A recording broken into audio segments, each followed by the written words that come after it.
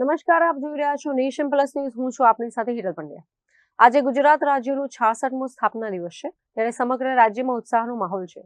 સંસ્કારી નગરી વડોદરામાં જાણીતા સહજ રંગોળી ગ્રુપ દ્વારા આ દિવસની અનોખી રીતે ઉજવણી કરવામાં આવી છે. વડોદરાનું સહજ રંગોળી ગ્રુપ અત્યારે પોતાની સ્થાપનાના 10 વર્ષની ઉજવણી કરી રહ્યું છે.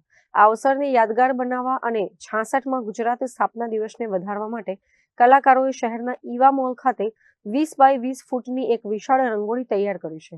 આ ભવ્ય કલાકૃતિ બનાવવા માટે ગ્રુપના 17 જેટલા કુશળ કલાકારોએ સતત 5 દિવસ સુધી મહેનત કરી છે. આ રંગોળીમાં નાના મોટા 20 જેટલા ચિત્રોનો સમાવેશ થાય છે, જેમાં ગુજરાતે કરેલી પ્રગતિ અને તેના ભવ્ય વારસાને દર્શાવવામાં આવે છે.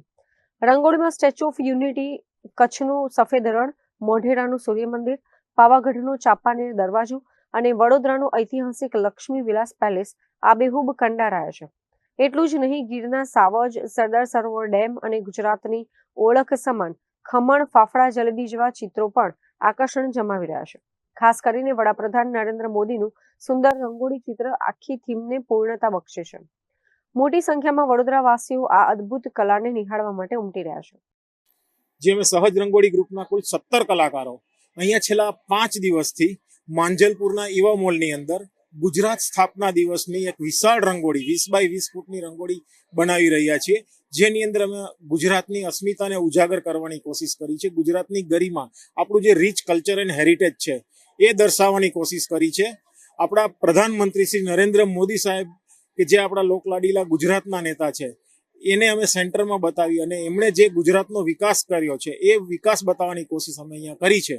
અને અમને આશા છે કે વડોદરાની જનતા જરૂરથી જોવા પધારશે. આમ સહજ રંગોળી ગ્રુપ દ્વારા ગુજરાતની અસ્મિતા અને ગૌરવશાળી વારસાને રંગોના માધ્યમથી જીવંત કરવામાં આવ્યો છે. કલાકારોએ પોતાની કલા દ્વારા ગુજરાતની પ્રગતિની ગાથાને રંગોળી ચિત્રોમાં કંડારી છે, જે હાલ લોકોમાં આકર્ષણનું કેન્દ્ર બની છે. Bureau report, nation plus news, Vadodara.